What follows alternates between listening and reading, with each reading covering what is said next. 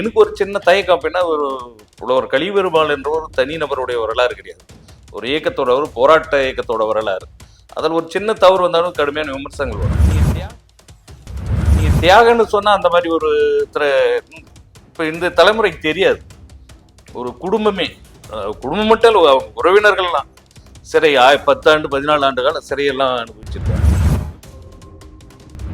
முதல்ல இவங்க சொல்ற செய்தியை ஒரு மோசடியான செய்தி.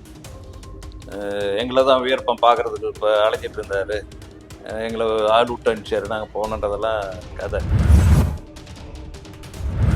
பாஸ்போர்ட் சைஸ் ஒரு சஃபாரி சட்டை போட்டு மெல்லி உடம்பு சின்ன இந்த மீசை வச்சிருப்பாரு. அந்த புகைப்படம் தான் அது வரையுமே. அதுக்கு பிறகுதான் வீரப்பன் யாருன்றது மக்களுக்கும் தெரியும், போலீஸுக்கும் தெரியும். வீரப்பன் வியாபாரத்தில் ராஜகோபால் என்கிற ஆர் கோபால் மாதிரி யாருமே செஞ்சிருக்க முடியாது. வீரப்பனை வச்சு ஆதாயம் அடைந்த ஒரே நபர் அவர் தான். வீரப்பனால தோத்தன்ற அந்த வெறிதான் அந்த அம்மா கடைசி வரையும் வீரப்பனார் மேல இருந்தது. ஒரு நாள் படுத்துட்டு இருக்காரு வீரப்பன், அந்த குளிர்களை பெட்ஷீட் எல்லாம் கம்பிலெல்லாம் போட்டு நல்லா போத்தி படுத்துக்கிட்டு பக்கம் போயிட்டு கொடுவால் எடுத்து வெட்டிடுறான். கடுமையான காயம், 2 கையில எல்லாம் நரம்பு கட்டாகி போகுது, தலையில காயம், ரத்தத்தில் இது பண்ணுற. அப்புறம் ராஜ்குமார் அவங்க எல்லாம் சேர்ந்து கட்டு போட்டு அவரை தொடச்சி இது பண்ணி வைக்கிறாங்க. கட்டி அந்த நாகப்பாவை கட்டி போட்டு வைக்கிறாங்க. அவனை 4 பேர் சேர்ந்து பிடிக்க முடியல, அந்த அளவு ஆக்ரோஷமா இருந்திருக்கான். பிடிச்சி ஒரு மரத்தில் கட்டி வைக்கிறாங்க, பின்னால் கையை கட்டி மரத்தில் கட்டி வைக்கிறாங்க. அப்போ வீரப்பன் சொல்றாரு, கோவிந்தன் வருட்டுண்டா, கோவிந்தன் வந்தா இன்னும் பார்த்துக்கிறா அப்படின்னு சொல்லிட்டு சொல்றாரு. அந்த சேத்துப்புலி கோவிந்தன் கையில் கடிச்சுதான் கொண்டு இருப்பாங்க. வீரப்பன் வந்து இவர் என்ன செஞ்சாரு, அவங்க என்ன நடந்துக்கினாங்கன்றது பூரா என்கிட்ட சொன்ன செய்தியை சொல்றேன். அது இல்லாமல் இப்போ எல்லாருமே இருக்கு, புது சுகுமாரன் இருக்காரு, சிவசோர்மணி இருக்காரு, ஒரு குளத்தூர்மணி இருக்காரு, எல்லாருமே எல்லாத்துக்கிட்டே சொல்லுவாங்க இந்த செய்தியெல்லாம். வீரப்பனால் வாழ்ந்தாள், வீரப்பனால் ஒரு பெரிய அந்தஸ்து அடைஞ்சாள். அவரை போய் நீ அவன் பேச, பொதுவெல்ல இந்த ஆள் மன்னிப்பு கேட்கணும். இதுக்கு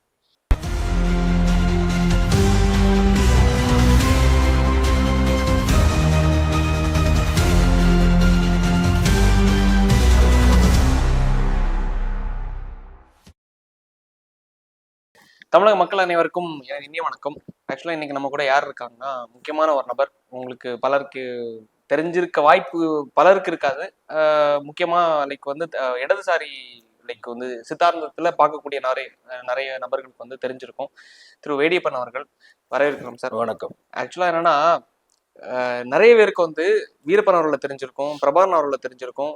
இந்த விடுதலை படம் எடுத்தாங்கல்ல, அதுல வந்து அந்த கடைசி கதாபாத்திரம் லைக் வந்து கலியபெருமாள் என்கிற ஒரு வாத்தியார், அந்த கேரக்டர் கூட தெரிஞ்சிருக்கும். ஸோ எனக்கு சில விஷயங்கள் வந்து நம்ம கொண்டு போறது என்னன்னா, லைக் வந்து வீரப்பன் அவர்களும் சரி, பிரபாகரன் அவர்களும் சரி, வியந்து பார்த்த ஒரு நபர்னா வாத்தியார் கலியபெருமாள் அவர்கள். கடைசியில இது எல்லாரோட மிகப்பெரிய ஒரு பங்காற்றின நபர்களை இன்னைக்கு பொழந்துட்டு இருக்கிற ஒரு முக்கியம் இல்ல, சமுதாயத்திலிருந்து புறந்தள்ள கூடிய ஒரு நபரா இருக்கிற ஒரு மீசை வந்து நம்ம வந்து உடைச்சு பேச வேண்டிய தருணத்துல இருக்கும். விடுதலை படத்தை பார்த்திருப்பீங்க, பெருமாள்வாதியர் என்ற ஒரு கதாபாத்திரம். அது ஒரு அந்த படத்துல அவருடைய வாழ்க்கையில் நடந்த சில சம்பவங்கள் தான். ஆனா ஒரு தோழர் போல ஒரு கலிய பெருமாளாவே விஜய் சேதுபதி அந்த படத்துல வாழ்ந்திருப்பார். எனக்கு ஒரு சின்ன தயக்கம் அப்படின்னா, ஒரு கலிய பெருமாள் என்ற ஒரு தனிநபருடைய வரலாறு கிடையாது. ஒரு இயக்கத்தோட ஒரு போராட்ட இயக்கத்தோட வரலாறு. அதில் ஒரு சின்ன தவறு வந்தாலும் கடுமையான விமர்சனங்கள் வரும். அதனால பலமுறை அவர் கூடவே இருந்து எழுதி அவர்கிட்ட அவர் தன் வரலாற்று போக்கில், ஏன்னா அவரே சொல்ற மாதிரி இருக்கிற மாதிரி தான் அதை பதிவு பண்ணோம். அதுதான் இப்போ விடுதலை திரைப்படத்தோட மூலக்கதையா அதுதான். அதுல இருந்து தான் எடுத்திருக்காரு. அது டைட்டில் கூட போட்டு அந்த குடும்பத்தை சார்ந்தவர்களால் அந்த புத்தகத்தை குறிப்பிட்டிருக்கலாம். ஆனால் சம்மந்தமே இல்லை, யாரும் நாங்கள் போயிட்டோம், அங்கே பார்த்தோம் இங்கே பார்த்தோம், எழுத முயற்சி பண்ணோம், அவரை பற்றி ஆய்வுலாம் பண்ணிட்டெல்லாம் கதை விட்டெல்லாம் பண்ணிட்டுருக்கேன். அப்போ கதை விடுறவங்களுக்கு தானே அதிகமான வியாபாரமே இருக்கு. அந்த அந்த அடிப்படையில் நம்ம அவரோட ரொம்ப நெருங்கி பழகி இருக்கேன் அவருடைய இறுதி காலங்களில்.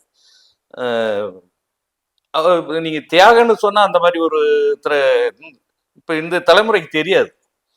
ஒரு குடும்பமே, குடும்பம் மட்டும் இல்ல, உறவினர்கள்லாம் சிறை 10 ஆண்டு 14 ஆண்டு காலம் சிறையெல்லாம் அனுபவிச்சிருக்காரு.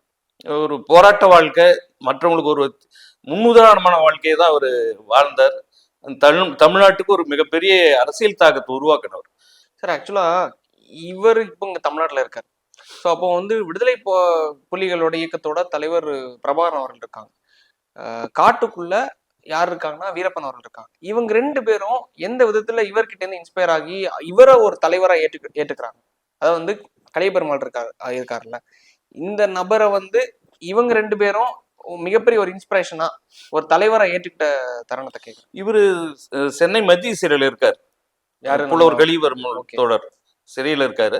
அப்போ இங்க பாண்டி பஜார் நடந்த அவங்க இன்னொரு குழு சார்ந்த ஒருத்தர் கொலை செஞ்சுறாங்க, சுட்டுறாங்க. அந்த இதுல சிறைக்கு வர்றார் பிரபாகரன் அந்த வழக்குல. அப்ப இவங்க சிறையில பழகக்கூடிய வாய்ப்பு கிடைக்குது.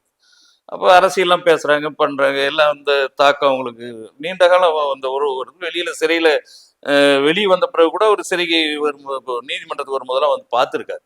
அவர் இவருடைய செயல்பாடுகள், இவருடைய அரசியல் நடவடிக்கைகள் ரொம்ப ஈர்த்து இருக்கு.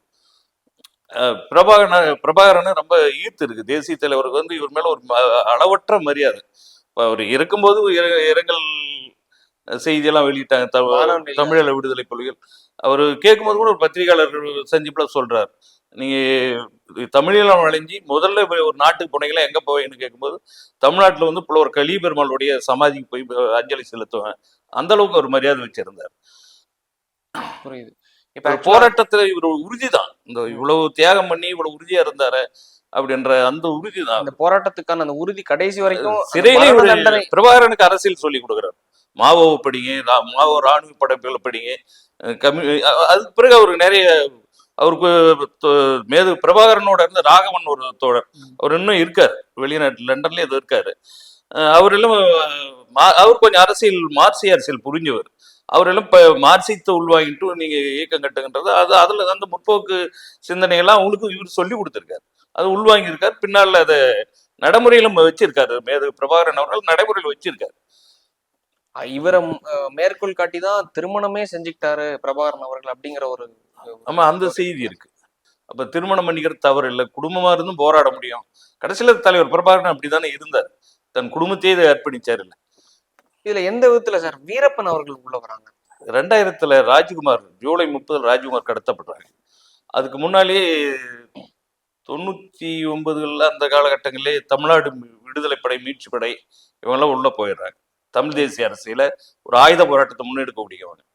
அப்ப அவங்களோட போயிட்டு வீரப்பன், அதுக்கு முன்னே இருந்த வீரப்பன் வேற, இவங்க உள்ள போன பிறகு அவருக்கு அரசியலை சொல்லி கொடுக்குறாங்க.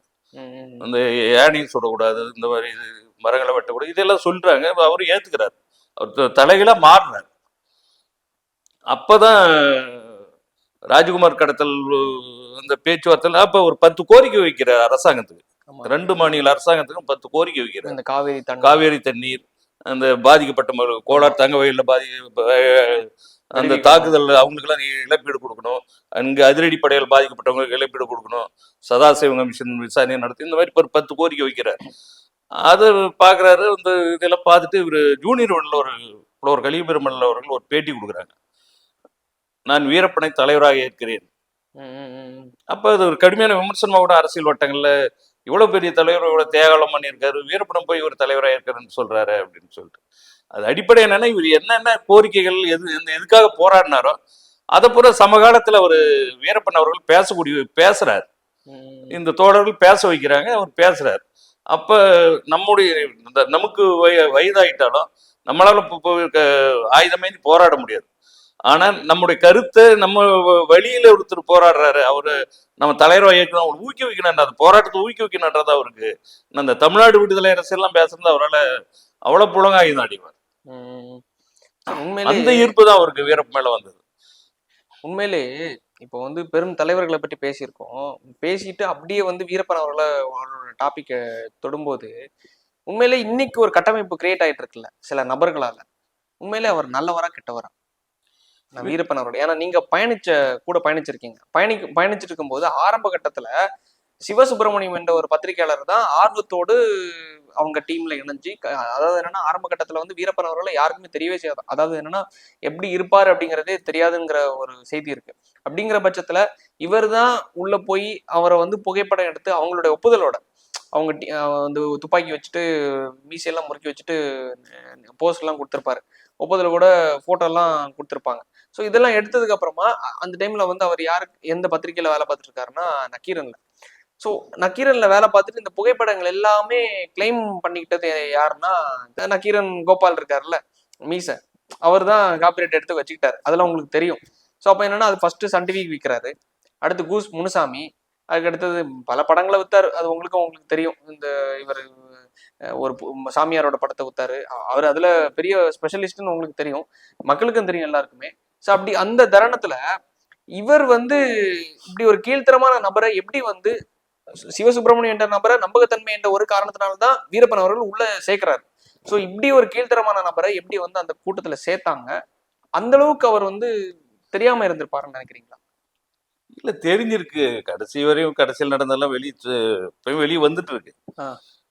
அவரு முதல்ல இவங்க சொல்ற செய்தி ஒரு மோசடியான செய்தி. எங்களை தான் வீரப்பன் பார்க்கறதுக்கு இப்போ அலைஞ்சிட்டு இருந்தாரு, எங்களை ஆள் விட்டு அனுப்பிச்சாரு, நாங்கள் போனோன்றதெல்லாம் கதை. அப்போ வீரப்பனை பொறுத்தவரையும் நம்ம ஒரு பத்திரிகையாளர் சந்திக்கணும், என்ன தேவைன்னா இவர் மேல ஒரு பொய்யான பிம்பம் கட்டமைக்கப்படுது, இவர் மேல ஒரு அவதூறு, ஒரு தப்பான செய்திகள் பத்திரிகை ஊடகங்கள் எல்லாம் பரப்பப்பட்டு இருந்தது. அந்த நேரத்தில் நம்ம பக்கம் நம்ம தரப்பு நியாயத்தை சொல்லணும், நம்ம பக்கம் இருக்கிற உண்மைகளை சொல்லணும் அப்படின்றதுக்காக தான் ஒரு தரப்பு நியாயங்களை வெளி கொண்டு வர்றதுக்கு தான் ஏதோ ஒரு பத்திரிகை முக்கியமான பத்திரிகை சந்திக்கணுன்ற மாதிரி கேட்குறாரு. அப்போ இவர் சிவசுப்பிரமணியமும் அந்த தேடுதல் இருக்கார், எப்படியாவது வீரப்படம் பார்த்தோன்னு அப்படின்ட்டு. தலைவர் குளத்தூர் மணி பார்த்து கேட்குறாரு, ஒன்றும் இல்லை பார்த்துடலாம், நீங்கள் பார்த்தா ஒரு வருஷம் ஜெயிலில் இருக்க வேண்டியிருக்கோம், கூடவே நானும் வர வேண்டியிருக்கோம் அப்படின்றாரு. பரவாயில்லன்னு சொல்லிட்டு அவர் இது மாதிரி இருக்கும். அப்புறம் அதுக்கான வாய்ப்பு வருது. இவர் தான் சிவசுப்பிரமணியம் தான் போறாரு முதல்ல, புகைப்படம்லாம் எடுத்து வருது. ஏன்னா அந்த 93 ஏப்ரல்ல சந்திக்கிறார். ஒரு புனித வெள்ளி 2 நாள் முன்னாலே ஒரு வெளி, முதல் நாள் வெளிவர, அடுத்த நாள் அங்க பெரிய பாம்பு பிளாஸ்ட் வெடிக்க 22 பேர் இறந்து போறாங்க. போலீஸ் ஆபீஸ், பாராஸ் ஆபீஸ், பொதுமக்கள் எல்லாருமே. அந்த வண்டி பாம்புல பாலாறு வெடிகுண்டு சம்பவம்னு சொல்லுவாங்க இன்னைக்கு. அதுக்கு பிறகுதான் வீரப்பன்றவரே பெரிய அளவுக்கு ஊரறிஞ்சவரா, நாடறிஞ்ச ஒரு இதா வராரு. அது இவங்க புகைப்படம் எடுத்துட்டு வெளியே வராது. அடுத்த நாள் இந்த சம்பவம் நடக்குது. இப்போ ஒரு வாரம் கழிச்சுதான். அதுக்கு முன்னே புகைப்படம்னா ஒரு பாஸ்போர்ட் சைஸ் ஒரு சப்பாரி சட்டை போட்டு மெல்லி உடம்பு ஒரு சின்ன இந்த மீசை வச்சிருப்பாரு. அந்த புகைப்படம் தான் அது வரையுமே. அதுக்கு பிறகுதான் வீரப்பன் யாருன்றது மக்களுக்கும் தெரியும், போலீஸுக்கும் தெரியும். அப்ப அவரு வந்து இவரு போய் ஒன்றும் கட்டாயப்படுத்தியோ இல்லை அவங்களுக்கு தெரியாமையெல்லாம் எடுக்கல புகைப்படம். அவங்களாம் வர சொல்றாங்க, அவங்களா தான் அந்த இதெல்லாம் எல்லாரையும் அடையாளப்படுத்திக்கலாம். அப்பயும் சிலரை மட்டும் அடையாளப்படுத்தி புகைப்படம்னா வருது. அதுதான் இப்ப நடந்தது. இவங்க யாரும் இவரையெல்லாம் தேடிட்டாலும் இல்லை. அப்ப இந்த தொடர்புகள் தொடர்ச்சி சிவசுப்பிரமணியம் தான் போறாரு. சிவசுப்பிரமணியம் எல்லாம் இவர் எப்பயும் போனதில்லை. ஆனா இப்ப அவங்க சொல்ற கதை என்னன்னா, அங்க அந்த பகுதியை சேர்ந்தவர் அவங்க நிருபர் ஒருத்தர் சுப்புன்ட்டு இருக்காரு. அவர் வழியா தான் எங்கெல்லாம் கூப்பிட்டு, சிவசுப்பிரமணியத்தையும் நாங்க தான் கூப்பிட்டு போனோம். ஏன்னா வாழு சாட்சியர் இப்பயும் இருக்காரு குளத்தூர் மணி, அதை இப்பயும் சொல்றாரு. இப்படி பொய்யவே சொல்லிட்டு இருக்காங்க, சொல்றது பூரா பொய். இப்ப அந்த புகைப்படம், இந்த வீடியோ எல்லாம் எடுத்து கோடிக்கணக்கில் அன்னைக்கு வித்தாச்சு. அன்னைக்கு வியாபாரம், வீரப்பன் வியாபாரத்துல ராஜகோபால் என்கிற RR கோபால் மாதிரி யாருமே செஞ்சிருக்க முடியாது. வீரப்பனை வச்சு ஆதாயம் அடைந்த ஒரே நபர் அவரு தான், நக்கீரன் கோபால் தான். நக்கீரன் குழுமம்னா அந்த ஊழியர் கூட சரி சம்பளம் கொடுக்கலன்றதெல்லாம் அந்த நிறுவனத்துல இருந்து வெளியே வந்தாங்க. ஒரு மாதிரியான மோசமான குற்றச்சாட்டுகள் வைக்கிறாங்க. தம்பின்னு வர எல்லாத்தோட உழைப்பு, ஒரு சுரண்டல்வாதி. அப்படிதான் பண்ணியிருக்கோம். ஊழியர்களை கூட சரியான அளவுக்கு சம்பளம் கொடுக்காம அவங்களுடைய PF-க்கு கொடுக்கலன்னு வழக்கு நடந்துட்டு இருக்கணும். நக்கீரன் அவரோட பிஏக்கு கூட குடும்பத்துல இருந்தவங்க அவங்க சம்பளத்துல பிடிச்ச பணத்தை கூட கொடுக்காம வழக்கு நடந்துட்டு இருக்கு. இல்ல சார், ஆக்சுவலா நான் ஒரு வீடியோ பார்த்தேன் நக்கீரன் அவருடைய. இந்த ஒரு சேனல்ல, பெரிய ஒரு சேனல்ல அவார்டு கொடுக்குறாங்க. அதுல என்னன்னா இவர் பேசுறாரு, என் மேல ஒரு 70 FIR, 3 தடா வழக்கு, பொடா வழக்கு, அதை தாண்டி கடத்தல் வழக்கு அப்படிங்கிற மாதிரி பேசும்போது பெரிய லெவல்ல ப்ரொஜெக்ட் பண்றாங்க. இவர் தான் ஒரு பெரிய பத்திரிகையாளர், வீரப்பன் அவர்களையே சுட்டி காட்டினது இவர் தான் அப்படிங்கிற மாதிரி ப்ரொஜெக்ட் பண்றாங்க. இந்த அளவுக்கு கீழ்த்தரமா இருக்கும்போது நான் ஒரு விஷயத்த போட்டு உடச்சு பேசியிருந்தேன் என்னோட சேனல்ல. அந்த வீடியோவை ரிமூவ் பண்ணிட்டாரு. கிட்டத்தட்ட ஒரு 10 லட்சம் பேர் பார்த்துருந்தாங்க. அந்த பார்த்தது அப்புறமா இவர் என்ன பண்ணிட்டாங்க, பிளாக் எக்ஸ்ன்னு சொல்லிட்டு ஒரு கம்பெனி வச்சு இந்த வீடியோ வந்து அவங்களே காப்பிரைட் கிளைம் கொடுத்து ரிமூவ் பண்ணிட்டாங்க. எதுக்காகனா உண்மை தெரிஞ்சிடக்கூடாது. நான் ஆக்சுவலா என்ன பேசியிருந்தேன், நீங்க சொன்ன அதே விஷயம் தான். சிவசுப்பிரமணியம் அவர்கள் உள்ள போய் போட்டோ எடுத்தாரா? போட்டோ ஃபர்ஸ்ட் அவர் தான் உள்ள போனார் கரெக்டா. உள்ள போனதுக்கு அப்புறமா திருப்பி வந்து அவங்களோட ஒப்புதலோட போட்டோ எடுக்கிறாங்க. போட்டோ எடுத்ததுக்கு அப்புறமா இவர் வந்து நக்கீரன் வந்து என்ன பண்ணிட்டாரு, இங்க வேலை பார்த்த ஒரு காரணத்தினால கோபால் அவர்கள் அதை கிளைம் பண்ணிக்கிட்டார். ஏன்னா நான் ஓனர்னா, நீங்க எம்ப்ளாயினா, நீங்க கண்டிப்பா நீங்க எடுக்கிறது எனக்கு சொந்தமானது. ஏன்னா நீங்க என்னோட இதுல என்ன வேலை நிறுவனத்துல இருக்கும்போது பார்த்துருக்கீங்க? அது ஆமா, உரிமை கொண்டாடுறதுல கொண்டாடுறது இது இல்ல. அப்ப நான் என்ன பண்றேன், அவரை மிஸ்யூஸ் பண்ணி சன் டிவிக்கு நீங்க சொன்ன மாதிரி என்ன அமௌண்ட்டுக்கு சார் வித்திருப்பாரு அப்பயே 4 கோடி ரூபாய் வாங்கியிருக்காங்க. அந்த ஃபுட்டேஜஸ்? அந்த ஃபுட்டேஜ் 4 கோடி அப்பயே. அதுக்கு அடுத்தது இப்ப கூஸ் முனுசாமின்னு சொல்லிட்டு ஒரு ஃபுட்டேஜ், ஒரு C5 ப்ரொடக்ஷன் வந்து ஒரு படம் எடுத்தாங்க, டாக்குமெண்ட்ரி. ஸோ அதுக்கு கிட்டத்தட்ட 9 கோடி ரூபாய் வித்தாங்க அப்படின்னு சொல்லிட்டு ஒரு நியூஸ் வந்துச்சு. ஸோ இந்த அளவுக்கு கோபால் அவர்கள் இவரால் ஆதாயம் அடைஞ்சிருக்காங்கன்னா, இன்னைக்கு அவர் மறைவுக்கு அப்புறமா, இறந்ததுக்கு அப்புறமா அவரோட பேரை வந்து ஒரு கொச்சத்தனமா குறிப்பிடாம, லைக் வந்து மீச வச்சுட்டு ஒருத்தன் இருப்பான், அவன் இவன் அப்படிங்கிற மாதிரி சொல்றது, அது எதோட வெளிப்பாடு சார்? ஆணவம், திமிரு. அந்த ஆணவம் திமிரு எதனால வருது? அந்த திமுக என்கிற கட்சினாலயா? திமுகவுடைய பின்புலம் தான். அவர் திமுக அவர் அந்த நிலையில இருக்காரு. ஏன்னா இந்த வழக்கெல்லாம் சொன்னீங்க பாருங்க, அது அதிமுக அந்த அம்மையார் ஜெயலலிதா இருக்கும்போது போட்ட வழக்கு தான் எல்லாமே. இல்ல அவங்க வந்து தோல் உரிச்சதா சொன்னாங்க, உண்மையா சார்? அந்த டைம்ல ஜெயலலிதா அம்மையார் வந்து இவங்களை வந்து, அதாவது இப்போ சில விஷயங்கள் மறைக்கப்பட்டது என்னன்னா, ஜெயலலிதா அம்மையார் வந்து மாட்டுக்கறி மாமின்னு இவர் சொல்லிட்டாரு, சொன்னது மூலமா அவங்க ரொம்ப வெக்ஸ் ஆயிட்டாங்க அப்படிங்கிற மாதிரி ஒரு நியூஸ் வந்துச்சு. இவர் தான் ஜெயலலிதாவையே லைக் வந்து அப்பேற்பட்ட ஜெயலலிதாவையே அயன் லேடியே தோல் உரிச்சது நக்கீரன் அந்த மாதிரி ஒரு ப்ரொஜெக்ட் பண்றாங்கல்ல, அது உண்மையில நடந்தது இல்லை பிஹைண்ட் த சீன்ல? தோல் உரிச்சது இவங்களா அவங்களா? தோல் உரிச்சு ஜெயலலிதா தான் தோல் உரிச்சாங்கன்னு சொல்லலாம். இவரெல்லாம் உரிக்கல. என்ன இன்சிடென்ட்டுக்காக சார் இது முழுக்க? அதாவது இந்த சன் டிவில ஒரு வீரப்பண்ணன் வந்து அந்த அம்மாவை தோக்கடிக்கணும் ரொம்ப வல்கரா பேசியெல்லாம் இது காணொலி வெளியானது அந்த தேர்தல் நேரத்துல. அப்ப அவங்க தோக்கிறதுக்கு அது ஒரு காரணம், இவரு காரணம் கிடையாது. வீரப்பனால தோத்தன்ற அந்த வெறிதான் அந்த அம்மாவை கடைசி வரையும் வீரப்பனார் மேல இருந்தது. இவரு பெருசா இல்ல, இவரு வியாபாரம் ஆக்கினாரு, எல்லாமே வியாபாரம். இவருக்கு ஜெயிலுக்கு போனாலும் வியாபாரம், எல்லாத்தையுமே வணிகமா தான் பார்த்தாரு, பணமாக்குனாரு. கோபால் பணம் எல்லாமே பணமாக்குனாரு. இது வரைக்கும் நக்கீரன் வச்சு சம்பாரிச்ச காசு எவ்வளவு இருக்கும்? சாரி, நக்கீரன் நான் இவரை வச்சு சொல்றேன், வீரப்பனை வச்சு. அவர் கொடுத்த அரசு, அப்ப கர்நாடக அரசு கொடுத்த பணத்திலே 22 லட்சம் குறைஞ்சிருக்கு. அந்த டைம் இவரை விடுவிக்கும் போது, ராஜ்குமார் அவர்களை விடுவிக்கும் போது, ராஜ்குமார் விடுவிக்கிறது கொடுத்த பணத்துல 22 லட்சம் குறைஞ்சிருக்கு அந்த டைம்ல. ஆமா, 2 முறை கொடுக்குறாங்க. 5 லட்சம் ஒரு 5 கோடி ஒரு முறை, அதுல 5 லட்சம் குறைஞ்சிருக்கு. 2வது முறை 17 லட்சம், 2வது முறை கொடுத்த 5 கோடியில 17 லட்சம். இதெல்லாம் கணக்கு போட்டு அவங்க கொடுத்துறாங்க, கர்நாடக அரசே கொடுத்துற, திருப்பி கொடுத்துறாங்க வீரப்பனுக்கு. ஆனா இவர் மேலதான் அவருக்கு சந்தேகம். பணத்தை இவர்கிட்ட கொடுத்து அனுப்பாதீங்க, 2வது முறை இவர்கிட்ட எதுவும் பணம் கர்நாடக அரசு கொடுக்க வேணாம்னு சொல்லிட்டு குளத்தூர் மணிக்கிட்ட இவர் சொல்றாரு, வீரப்பனார். வீரப்பன் அவர்களே சொல்றாங்க. வீரப்பனார் வந்து குளத்தூர் மணிக்கு சொல்றாரு, நீங்க அண்ணா நீங்க கர்நாடக அரசுக்கு தகவல் சொல்லுங்க, இவன் இந்த ஆளுகிட்ட பணத்தை கொடுத்து அனுப்பாதீங்கன்றதை சொல்லியிருக்காரு. சரி. அந்த டைம் நீங்க பயணிச்சீங்களா சார் கூட? இல்ல, அந்த நேரம் அதுக்கு பிறகு 2004 தான் நாங்க பாக்குறோம். 2004 தான் நாங்க பாக்குறோம். அந்த ராஜ்குமார் கிட்னாப் பிறகு, நாகப்பா கடத்தலுக்கு பிறகுதான் பாக்குறோம். சரி. இப்ப ஆரம்பங்கள்ல இவர் மேல ஒரு இது வந்தது, 98லயே இவரை கழட்டி விடுறதுக்கு பாக்குறாரு. ஒரு சரணடைறதுக்கு, இவர் வழியா சரணடைறதுக்கான முயற்சி மேற்கொள்றாரு. ஆனா இவர் அதை வேண்டாம், நம்ம ரொம்ப இது எடுத்தோம்னா நம்ம மேல ஒரு மாதிரி பார்ப்பாங்க, நமக்கு எதுக்கு அந்த ரிஸ்க்ன்றதுனால விட்டுறாரு. அப்பயே இவங்க மேல, அதுக்கு பிறகுதான் அந்த இவர் நெற்றிகன் ஆசிரியர் மணி, ஏன்னா இவர் மேலே முழு நம்பிக்கை வச்சிருந்தா அவரையும் கூப்பிடுறாரு. இவரு செயல்ன்றதுனாலதான் அடுத்து நெற்றிகன் மணி கூப்பிடுறாரு. அப்ப அவரையும் ஒரு கட்டத்துல அவரு துரோகம் பண்றாருன்னு தெரிஞ்சு அவரை உட்கார வச்சிடறாரு வீரப்பனார். பணைய கைதி அவரை உட்கார வச்சிடறாரு. அப்புறம் பேசி எல்லாம் வீட்டுக்கு கூப்பிட்டு வந்தாங்க. 2000த்துல இவர் ராஜ்குமார் கடத்துறதுக்கு 1 மாசத்துக்கு முன்னால இந்த கடத்தல் திட்டமிட்டு இருக்கிறாங்க உள்ள. அப்ப அவர்கிட்ட பணம் இல்லை, வீரப்பனார்கிட்ட கையில பணம் இல்லை. நீங்க சொல்றது இவர் ராஜ்குமார் அவர்களை கடத்துறதுக்கு 1 மாசத்துக்கு முன்னால பணம் 2 லட்ச ரூபாய் பணம் கேட்டு இனின்ட்டு ஒரு தோழர் அனுப்பிச்சு வைக்கிறார். ம். அவர் வந்துட்டு இந்த மாதிரி கேசெட்டு தான் கொடுக்குது, அந்த மைக்ரோ கேசெட் தான் பேசி கொடுப்பாங்க. அந்த கேசெட்டு கொண்டு வராரு.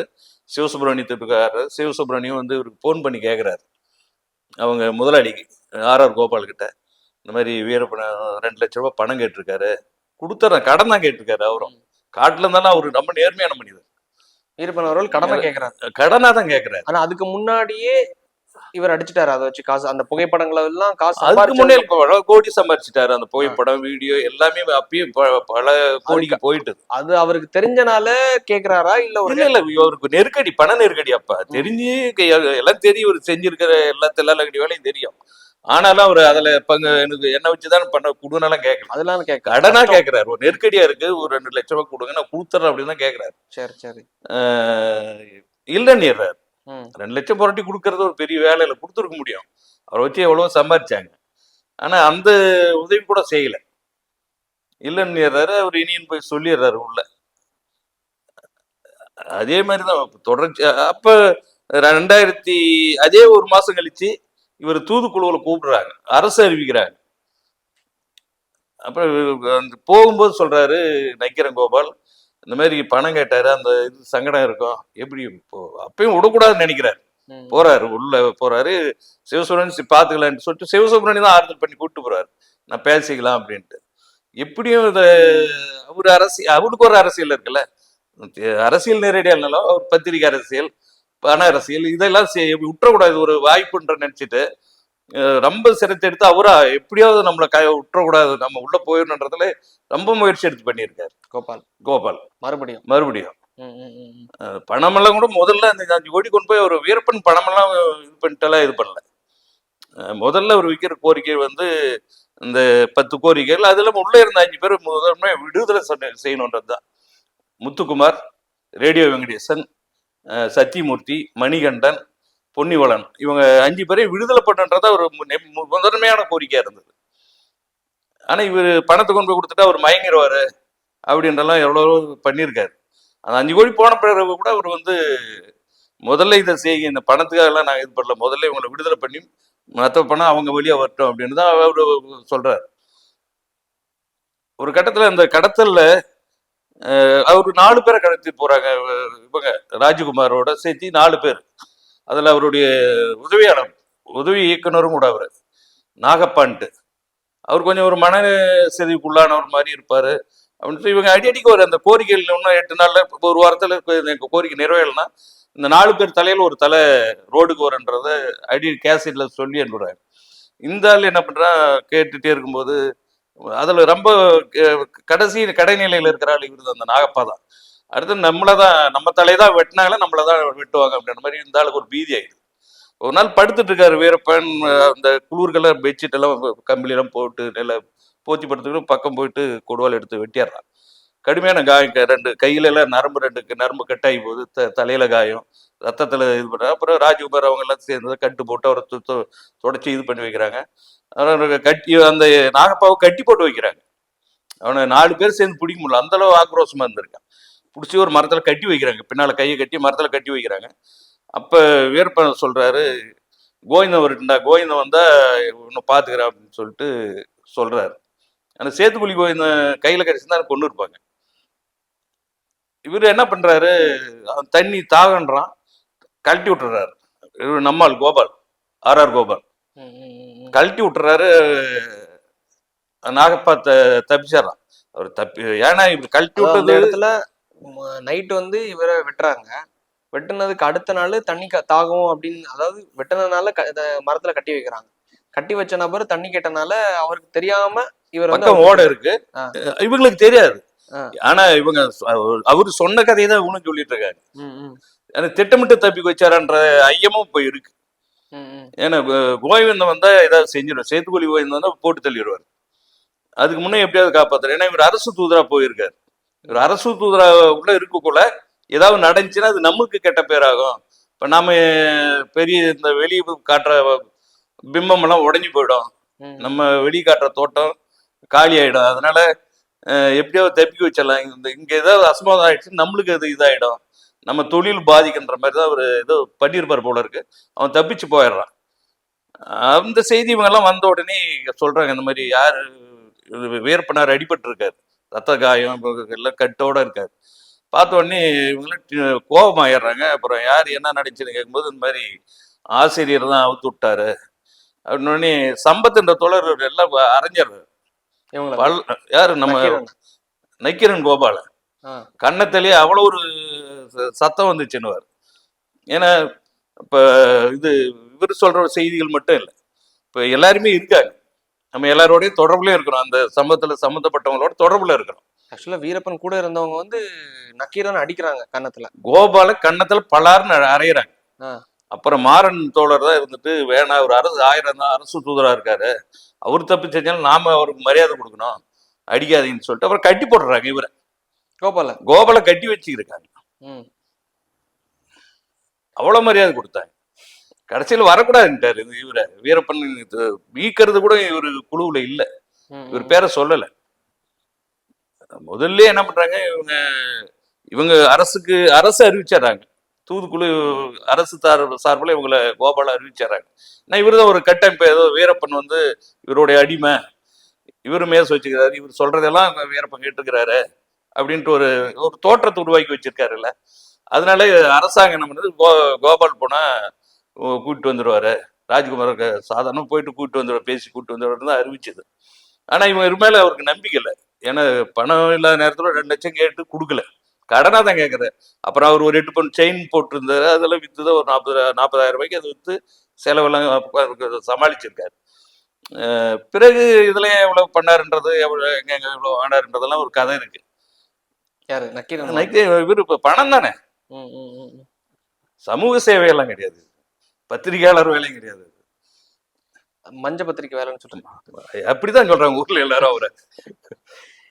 இல்ல சார், ஆக்சுவலா அவர் அதுல ஒரு ப்ராப்ளம் ஆனாரு. அதுக்கடுத்து அந்த சாமியார் வீடியோ ஒண்ணு அந்த 2010ல ஆமா அவரோட வீடியோ வந்து சன் டிவில டெலிகாஸ்ட் ஆச்சு. அப்ப நாங்கெல்லாம் சின்ன பிள்ளையா இருக்கும்போது ஒரு வீடியோ ஒண்ணு ஓடுது. என்னடான்னு பார்த்தா பின்னாடி இருக்கிறது அதுலயே நக்கீரன் தான். ஆக்சுவலா நீங்க சொன்ன மாதிரிதான், எதுல பணம் பார்க்கலாம் அப்படிங்கிற மாதிரி கண்ணோட்டத்துலதான் பாக்குறாரோ அப்படிங்கிற மாதிரி எங்களுக்கே இப்போ ஒரு தாட் வந்துருச்சு. நான் ஏன் சொல்றேன்னா, ஏன்னா அது வரைக்கும் நான் இவர் மேல ஒரு மரியாதை இருந்துச்சு. என்னைக்கு இவரோட ஸ்டோரியை, உண்மையான ஸ்டோரியை நம்ம வந்து சிவசுப்ரமணியம் அவர்களை ஒரு நபரை வச்சு டைரக்டா பேசி ஸ்டோரிஸை வாங்குறோம், அப்போ அது பொய்யான தகவல் இல்லை. ஏன்னா நீங்க வந்து பயணிச்சிருக்கீங்க கூட, பயணிச்சிருக்கு. நாங்க கடைசியா ஆகஸ்ட் 4ஆம் தேதி செஞ்சிக்குள்ள முழுசா சொன்னாரு. ஒரே ஒரு நபர் இப்ப முறைதான் கோவப்பட்டார், கோபால் பேரை கேட்கும் போது மட்டும்தான் கெட்ட வார்த்தையால திட்டி கோவப்பட்டார். ஏன்னா புதுவையில் நம்ம பேச முடியாது அந்த வார்த்தை, கெட்ட வார்த்தையில திட்டி கோவப்பட்டார். அப்பதான் இந்த கதையெல்லாம் இவரு சொல்றாரு, இவர் என்னென்ன அங்க செஞ்சாரு, எப்படி அங்க நடந்தது எல்லாமே செஞ்சு காட்டினார், நடிச்சு காட்டினார். அப்படி வீரப்பன் வந்து இவர் என்ன செஞ்சாரு, அவங்க என்ன நடந்துக்கினாங்கன்றது பூரா என்கிட்ட சொன்ன செய்தியை சொல்றேன். அது இல்லாம இப்ப எல்லாருமே இருக்கு, புது சிவகுமார் இருக்காரு, சிவசுப்ரமணி இருக்காரு, ஒரு குளத்தூர்மணி இருக்காரு, எல்லாருமே எல்லாத்துக்கிட்ட சொல்லுவாங்க இந்த செய்தியெல்லாம். யாருக்குமே தெரியாதுன்னு அவரு நினைச்சிருக்காரு. மேச நம்மலாம் பெருசா வீரப்பனையும் அவன் இவனெல்லாம் பேசுறான். ரொம்ப வீரப்பனால் வாழ்ந்தாள் நீ, வீரப்பனால் ஒரு பெரிய அந்தஸ்து அடைஞ்சாள் நீ, அவரை போய் நீ அவன் இவனு பேச, புதுவெல்ல இந்த மன்னிப்பு கேட்கணும். இதுக்கு வீரப்பன் இறந்து 20 வருஷம் ஆகுது. இப்ப 20 வயசு வீரப்பனை கேள்விப்படாத இப்ப கேள்விப்படுறவன் வீரப்பனுடைய ஆதரவாளரா அவரை ஐக்கான பாக்குறான், இன்னைக்கு இருக்கிற இளைஞர்கள் பாக்குறான். அப்படி இருக்கிற ஒரு மனிதரை நீ அவன் இவனு பேசுறன்னா அது எவ்வளவு பெரிய அயோக்கியத்தனம். அவரால் அடையாளம் அடைஞ்சு பணம் அதிகாரத்துக்கு வந்த எல்லாம் பண்ணிட்டேன், கேட்டா நான் ஜெயிலுக்கு போனேன், இவருக்காக தியாகம் பண்ணேன்னு வருவேன். அவரால் நீ அடைஞ்சுதா பலன் தான் அதிகமா தவிர உனக்கு ஒன்றும் பெருசா எது போயிருந்தாலும் விளம்பரத்துக்காக தான் ஒன்று நடந்தது. நீ புடாவுல போயிருந்தாலும் அது விளம்பரத்துக்காக நடந்தது தான், அதையும் நீ வியாபாரம் தான் ஆகிக்கிருக்க. அந்த பிம்பம் உடையக்கூடாதுங்கிறதுக்காக தான் பேக்கர்ல அவ்வளோ வேலை பார்த்துட்டு இருக்காரு. ஆக்சுவலா அதே தான் நான் சொன்ன அதே ஸ்டோரி தான். நீங்க சொன்ன விஷயத்த எல்லாத்தையும் நான் கவர் பண்ணி சின்னதா ஒரு 2 நிமிஷம் வீடியோ தான் போட்டேன்.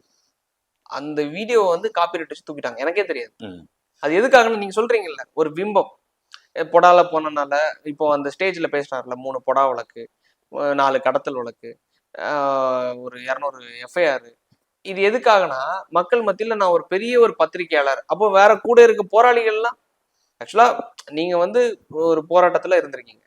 ஸோ ஒரு மிகப்பெரிய போராளியோட புத்தகத்தை எழுதியிருக்கீங்க. ஸோ நீங்க எல்லாம் பேக்ல இருந்த களத்துல இருந்த நபர்கள்.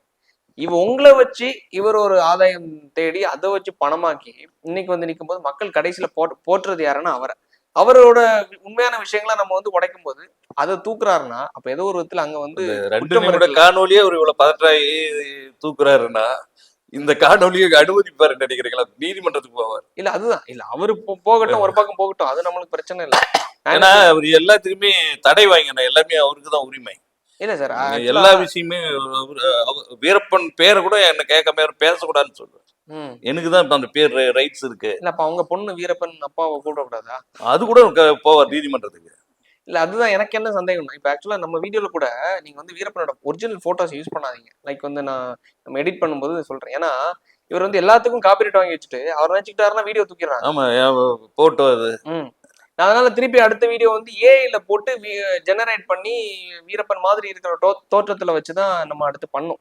ஸோ அப்படி இருக்கிறதுனால இவரை வந்து இன்னும் எப்படி விட்டு வச்சிருக்காங்க, தாண்டி வந்து இதை ஏன் இன்னும் அரசுடைமை ஆக்காம இருக்காங்கிறது வந்து மிகப்பெரிய சந்தேகமா இருக்கு. அது சட்டத்துல இப்போ உங்களுக்கு ஒரு சொத்து இருக்கு, எனக்கு ஒரு சொத்து இருக்கு, அது வந்து சட்டத்துல வந்து அரசுக்கு தேவைன்னா எடுத்துக்கக்கூடிய ஒரு உரிமை இருக்கும்போது இவரு பெரிய புலனாய்வு புலின்றெல்லாம் இப்ப பேசுறாரு இல்ல. வீரப்பனுடைய இறுதி நாட்கள்ல என்ன நடந்துச்சுன்னு தெரியுமா?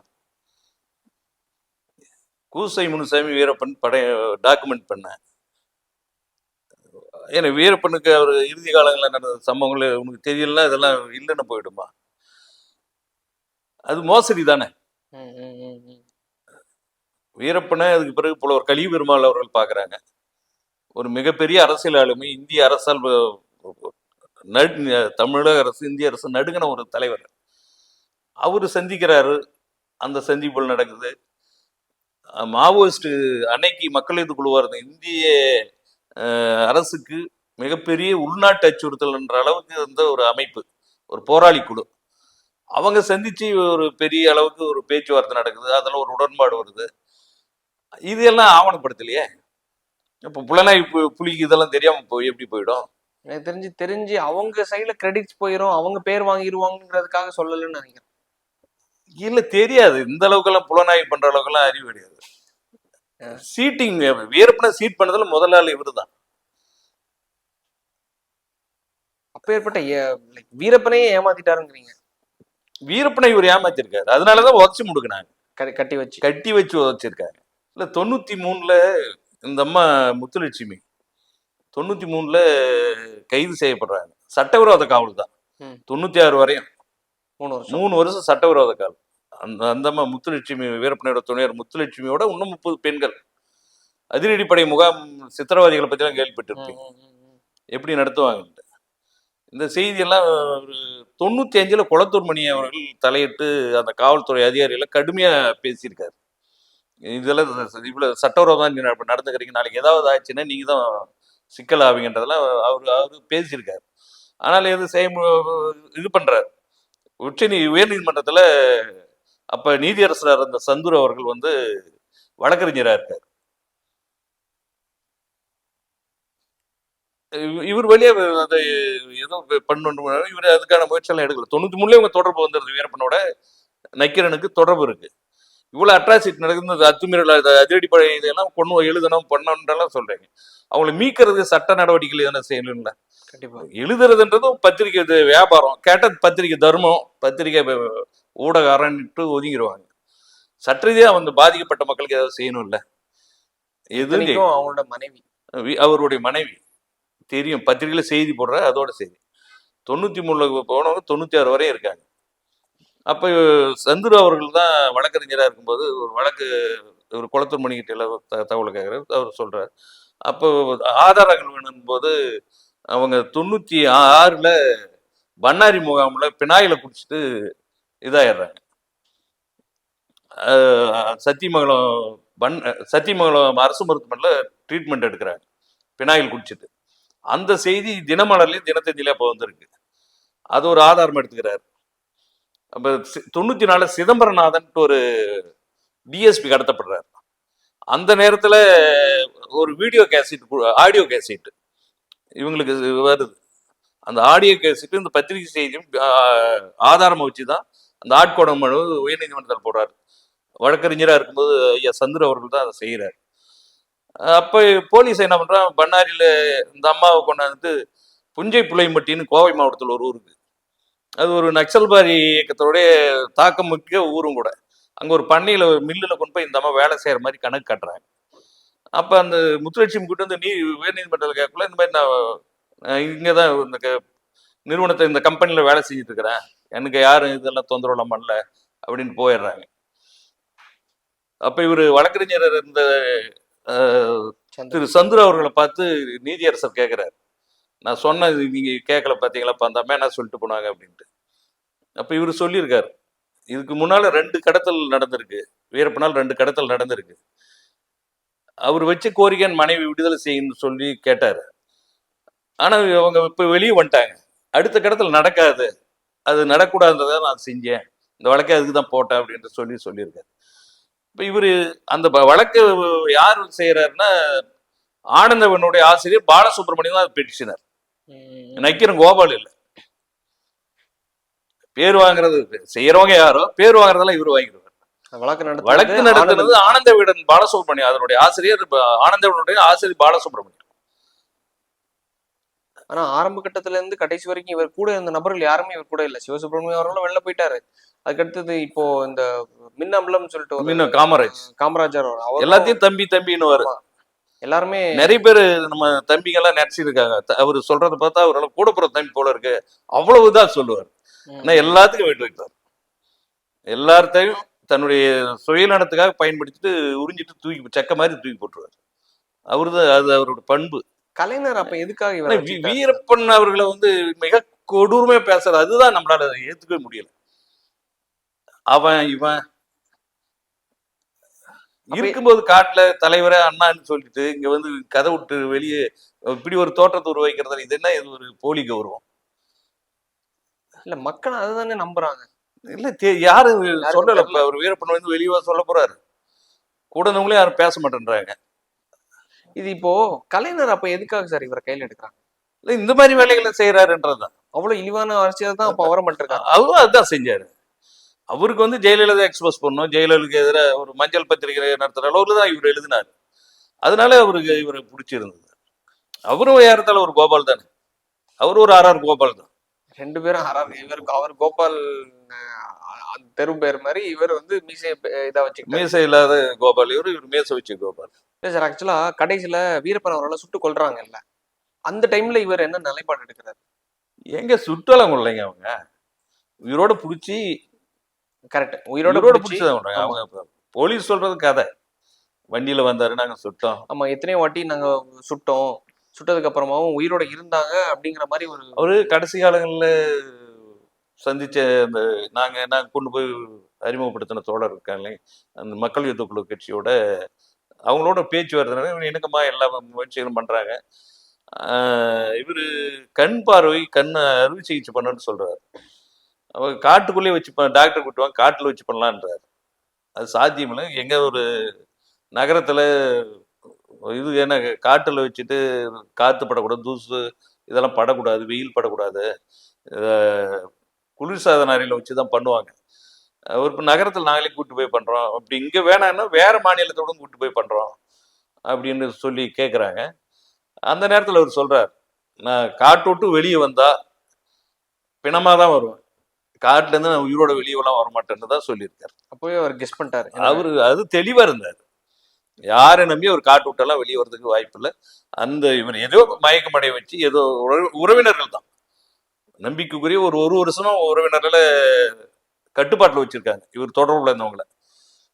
அவங்க வழியா தான் ஏதோ மயக்கடைய வச்சு பக்கம் இருந்தான் சுட்டிருக்காங்க, அடிச்சு கொண்டது தான். அப்படிதான் உனக்கு சொல்றதெல்லாம் காவல்துறை சொல்றது நாடகம். அப்ப இவர் எந்த இதுவுமே செஞ்சுக்கல பெருசா. இவ்வளவு இதை நீ வீரப்பனுக்காக பண்றேன் பேசுறேன்னு எழுதுறேன்றது என்ன செஞ்ச? ஒரு வழக்கு நீதிமன்றத்தை தொடுத்தீங்களா? வீரப்பனு வியாபாரம் ஆகிட்டு இருந்தார், அவ்வளவுதான். இறப்புல கூட வியாபாரம் தான். அவரு வேற எந்த இதுவும் ஒரு நடவடிக்கை கிடையாது. ஸ்டில் இன்னைக்கு வரைக்கும் வியாபாரம், இன்னைக்கு வரையும் புகைப்படம் எல்லாத்தையும் வியாபாரம் ஆகிட்டு இருக்காரு. பேசக்கூடாது, மத்தவங்க பேசக்கூடாது. புகைப்படத்தை தாண்டி இந்த கோயம்புத்தூர்ல ஒரு இஷ்யூ நடந்துச்சு. அது என்னன்னா, ஒரு பொம்பளை பிள்ளைய பாலியல் அத்துமீறி ஆயிட்டாங்க அந்த ஏர்போர்ட்டுக்கு பேக் சைட்ல. அதுல கூட அந்த பொண்ணை எந்த அளவுக்கு இழிவா பேச முடியுமோ அந்த அளவுக்கு கொச்சப்படுத்தி பேசி, உனக்கு என்ன அந்த ராத்திரி நேரங்கள்ல ஆக்சுவலா அங்க பக்கத்துல வந்து ஒரு இல்லீகலா சரக்கு வித்துட்டு இருந்திருக்காங்க. அதுக்காக ஒரு மூணு பேர் வந்து அங்க வந்தவனுங்க தான் இந்த மாதிரி அத்துமீறல்ல அந்த பையனை அடிச்சு ஈடுபட்டிருக்காங்க. அதை கண்டிக்க துப்பு இல்ல. இந்த அளவுக்கு ஒரு லா அண்ட் ஆர்டர் சரியில்லாதனாலதான் அங்க வந்து ஒரு இல்லீகலா ஒரு டாஸ்மாக் வந்து இயங்கிட்டு இருக்கு, சரக்கு விநியோகம். ஸோ அதையும் கண்டிக்கிறது துப்பு இல்ல. அந்த கருணாநிதியோட பையன் மகன் ஸ்டாலின் அவர்கள் ஆட்சி பண்றதுனால அங்க ஒரு கேள்வி கூட எழுப்பாம விக்டிம் பிளேம் பண்ற மாதிரி பாதிக்கப்பட்டவங்களோட பிளேம் பண்ணி அந்த அளவுக்கு பழிய போடுற அளவுக்கு கொத்தடிமையா இப்போ இருக்காருன்னா, இப்போ அவர் வந்து வாய வியாபாரம் தானே பண்ணிட்டு இருக்காரு. நீங்க சொன்ன மாதிரி அன்னைக்கும் வியாபாரம், இன்னைக்கும் வியாபாரம். நான் இந்த இந்த சம்பவத்திலயும் சரி, அண்ணா யூனிவர்சிட்டி பிரச்சனையிலும் சரி, அதுக்கு முன்னாடி நீங்க வந்து இந்த பொள்ளாச்சி விஷயம் பாத்துட்டீங்கன்னு வைங்களேன், ஏடிஎம்கே அப்ப ஆட்சி பண்ணிட்டு இருந்தாங்க, ஒட்டுமொத்தமா வச்சு அடிச்சாரு. நாய் அந்த நாய்ங்க அவன் இவன் பேசுறது அந்த ஸ்லாங்கே ஒரு மாதிரியா இருக்கும். அத வந்து இன்னைக்கு பேச மாட்டேன்றாரு. ஆமா, இன்னைக்கு பேச மாட்டேங்கிறாரு. இன்னைக்கு எல்லா சம்பவத்திலையும் வாய மூடிட்டாரு. சோ அப்ப எந்த அளவுக்கு ஒரு அறிவாலய இன்னைக்கு நம்ம சுதந்திரம் அடைஞ்சதா 75 சொல்லப்படுறது 78 ஆண்டுகள். இன்னும் இரவு நேரங்கள்ல ஒரு தனியா போறது இல்லை, கூட அவங்க ஆண் நண்பரோட போயிருக்காங்க. அந்த இடத்துல அது அந்த இடத்துக்கு 1000 வேலை இருக்கும். அவங்க காதலிக்கிறவங்க தனியா பேசுறதுக்கு போயிருக்காங்க வைங்களேன். அவங்க எதுக்காக போறாங்க, அதுக்காக நீ ஏன் போனன்னு கேக்குறதுன்றது இங்க சற்று எந்த அளவுக்கு இது இருக்குன்றது தானே, பாதுகாப்பின்மை தானே அது. அதை மறைக்கிறதுக்கு அவங்க மேல பழி போடுறதுன்றது இல்ல. நான் என்ன கேக்குறேன், நாளைக்கு இவங்களுக்கு சம்பந்தப்பட்ட ஒரு நபர் அங்க போனாலும் அப்படிதான் கேள்வி கேட்பாங்களா?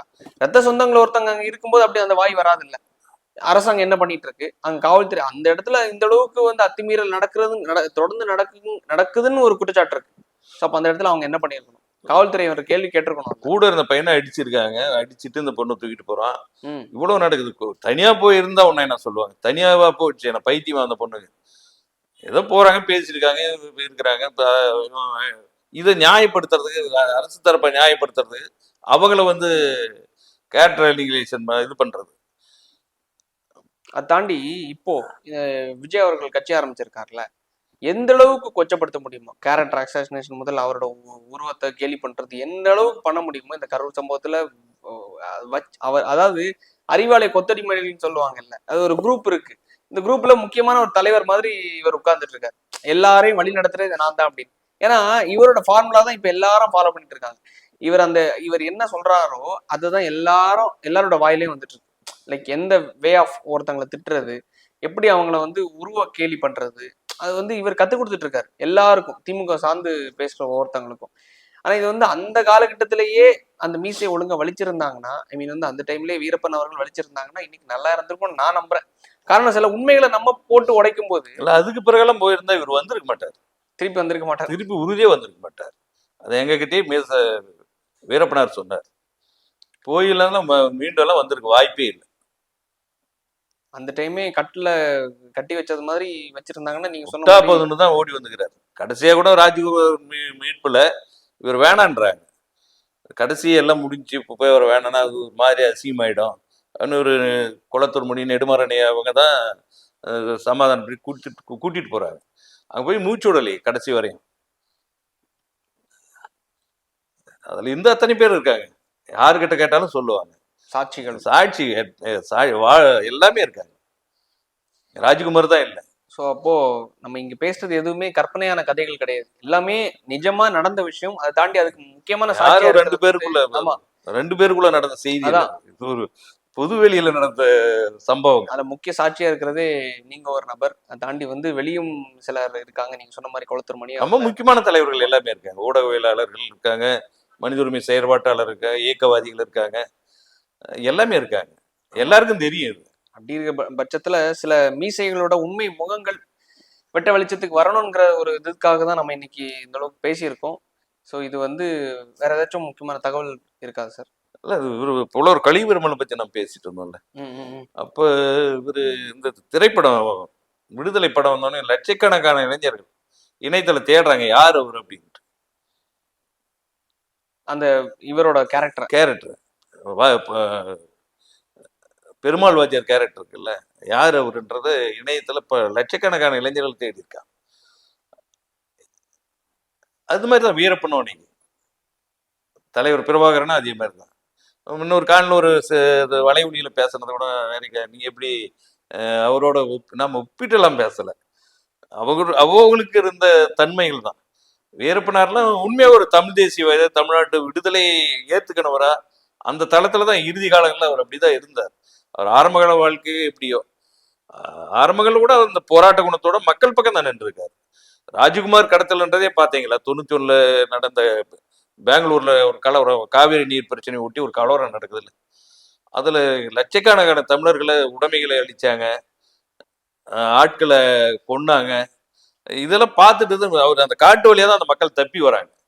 அவங்க சொல்ற அந்த செய்தியெல்லாம் கேட்டு அதனாலதான் அவருக்கு அந்த கன்னட அரசு மேல கன்னடர் மேல ஒரு வெறுப்பு வருது. அப்ப அதிகாரத்துல இருந்து பங்காரப்பா இவருடைய சம்பந்தி, ராஜ்குமாரோட சம்பந்தி. அப்ப இவர் அந்த கலவரத்துல ஈடுபட்டவங்க பெரும்பான்மையான ராஜ்குமாரோட ரசிகர்கள் தான். அதனாலதான் அவர் ராஜ்குமாரை தூக்குறாரு. பணத்துக்காக எல்லாம் கிடையாது. கடைசி வரையும் கூட அந்த 5 பேரை விடுதலை பண்ணுன்றதான் நிற்கிறார். கோரிக்கைகளை தான் நிற்கிறார். பணத்துக்காகலாம் அவர் அதை செய்ய கிடையாது. அந்த மாதிரி ஒரு போராளியா தான் அவரு இறுதி வரைமே இருந்தார். அவரை இப்படி எல்லாம் கொச்சைப்படுத்துறது, இழிவுபடுத்தி பேசுறதுலாம் கொஞ்சம் குறைச்சிக்கினாருன்னா நல்லா இருக்கும். ஏன்னா வெப்சைட்ல நீங்க வீரப்பன்னு சர்ச் பண்ணாலே இந்தியன் கிரிமினல் வருது. அவர் ஒரு கிரிமினல் மாதிரி இல்ல. இந்த அரசமைப்பு அப்படித்தானே கட்டமைப்பாங்க. எந்த போராட்டது மக்கள் பிரச்சனை நிக்கிறவங்கள யாரையுமே போராளிகளை எல்லாம் காட்ட மாட்டாங்க. அவங்கள தீவிரவாதி, பயங்கரவாதி, ஏதாவது ஒரு அடைமொழி குற்ற பின்னணி உள்ளவங்களா அவங்கள சித்தரிச்சு மக்களிடம் தனிமைப்படுத்தணும், அவங்கள பயமுறுத்தணும். அதனாலதான் லைக் கலியபெருமாள் அவர்களும் இந்த அளவுக்கு மக்கள் மத்தியில ரீச் ஆகாத காரணம் அதனால நினைக்கிறீங்களா? அந்த காலகட்டத்தில் அவர் ரீச் ஆனவர் தான். இல்ல இப்ப நான் சொல்றேன். இப்ப ஏன்னா பிரபாகரன் அவர்கள் இவங்க எல்லாருமே ஒன்னா இருந்தவங்க. ஸோ பிரபாகரன் அவரோட பேரு அதை தாண்டி இவர் லைக் வீரப்பன் அவருடைய பேரு, அதை வச்சு சம்பாரிச்ச நக்கீரன் இங்கெல்லாம் பேச்சுக்குள்ளா இருக்கும்போது அப்போ கலியபெருமாள் அவருடைய பேர் அவர் அதையும் தாண்டி போராடினவர்ல, தூக்கு தண்டனை தாண்டி மகனுக்கு தூக்கு தண்டனை, ஒரே சிறையில இருந்தாங்க, இந்த அளவுக்கு போராட்டமே பார்த்தவரு. அப்ப அவரோட பேர் இந்த அளவுக்கு வந்திருக்கணும்ல. ஒரு படத்தோட முடிச்சுக்கிட்டாங்க. கலியபெருமாள் என்ற ஒரு கேரக்டர், வாத்தியார் என்ற கேரக்டரோட முடிச்சுக்கிட்டாங்க. அது நிறைய பேருக்கு என்னன்னா, உண்மையிலேயே எனக்கு கூட அவரோட சில கதைகள் தான் தெரியுமே தவிர மிகப்பெரிய லெவல்ல தெரியாது. அப்ப அது மாதிரிதானே யங்ஸ்டர்ஸ் இருக்காங்க. ஸோ அப்படி இருக்க பட்சத்துல அது ஏன் தெரியப்படாத காரணமும் அரசாங்கம் அதை மூடி மறைச்சிட்டோம் அப்படிங்கிறது தான். அரசு தான் எப்பயுமே மக்களுக்காக போராடுறவங்கள நேர்மறையா இது கொடுக்க மாட்டாங்க. அரசாங்கத்துக்கு எதிராக ஆதரவா இருக்கிறவங்கள நேர்மறையா அவங்கள ரொம்ப பூஸ்ட் பண்ணி எல்லா பிம்பத்தையும் கட்டி அமைச்சிருவாங்க. இந்த மாதிரி போராளிகளை, மக்களுக்காக போராடுறவங்கள சிறுமைப்படுத்துற, எதிர்மறையான விமர்சனங்கள் வைக்கிறது, மக்களிடம் தனிமைப்படுத்துற வேலை, அவங்கள மறைக்கிறது, இதை திட்டமிட்டே அரசு செய்யும். ஆளுவருக்கும் எப்பயும் அதை செஞ்சுட்டு இருக்கோம். அதுதான் புலவர் கலியபெருமாளோட வாழ்க்கையில அதை தான் இந்த அரசமைப்பு, இந்த ஆட்சியாளர்கள் அதை தான் செஞ்சிருக்காரு. திட்டமிட்டு ஒரு மறைக்கப்பட்டது தான். ஆனாலும் இப்ப இன்னைக்கு இந்த முற்போக்கு இயக்கங்கள்ல, இடதுசாரி அரசியல்ல அவர் ஒரு வரலாற்றில் எப்போதுமே இருப்பாரு. அவருடைய பணி என்பது போற்றுதலுக்குரிய பணி, மற்றவர்களுக்கு வழிகாட்டக்கூடியதா எப்பயுமே இருக்கும். அதை நம்ம இன்னும் பேசி அதை அவரோட சில வரலாறு நம்ம மக்கள் கிட்ட கொண்டு போய் சேர்க்கணும். அதுக்கான பணியில தான் நம்ம ஈடுபட்டு இருக்கோம். இப்ப இந்த இதை கூட நூல் வடிவு ஆக்கிட்டு இருக்கிறோம். அனிமே இந்த புத்தக சந்தையில கொண்டு வரதுன்னு முடிவு பண்ணியிருக்கோம். அவரோட இறுதி நாட்கள். ஆனா அது அவர் இருக்கிற குறிப்பிட்ட காலம் வரையும் தான் அது பதிவாயிருக்கு. இந்த வரலாற்றில் இதெல்லாம் ஒரு முக்கியமான சம்பவம் தானே. அதெல்லாம் வீரப்பனோட சந்திச்சு இந்த சந்திப்புகள்லாம், இதை அவரை சந்திச்சு இந்த தொடர்புகளில் இப்போ ஒரு நூல் வடிவத்தில் அது நானே கொண்டு வரதுன்னு முடிவு பண்ணிட்டு அதுக்கான வேலையை இப்போ செஞ்சுட்டு எழுதிட்டு இருக்கோம். இந்த புத்தக சந்திக்கு முன்னாடி கொண்டு வரதுன்னு முடிவு பண்ணி அதுக்கான வேலை பெற்றிருக்கோம். ரொம்ப வாழ்த்துக்கள் சார். உங்களோட நேரத்தை எங்களுடன் பகிர்ந்து பல விஷயங்களை உண்மையே உடைச்சு பேசியிருக்கீங்க. சில மீசைகள் வலிக்க வேண்டிய மீசைகளோட சில ஹிடன் ஸ்டோரிஸையும் போட்டு எக்ஸ்ப்ளோஸ் பண்ணியிருக்கீங்க. மக்கள் வியூவர்ஸ் எப்படி அதை ரியாக்ட் பண்ணி எடுத்துக்கிறாங்கன்னு பார்ப்போம். இதை தாண்டி மேலும் உங்களுடைய அந்த புத்தக பணி வெற்றி அடையும் என்னுடைய வாழ்த்துக்கள். உங்களோட சேனல் சார்பாகவும் வாழ்த்துக்கள் சார். நன்றி. நன்றி.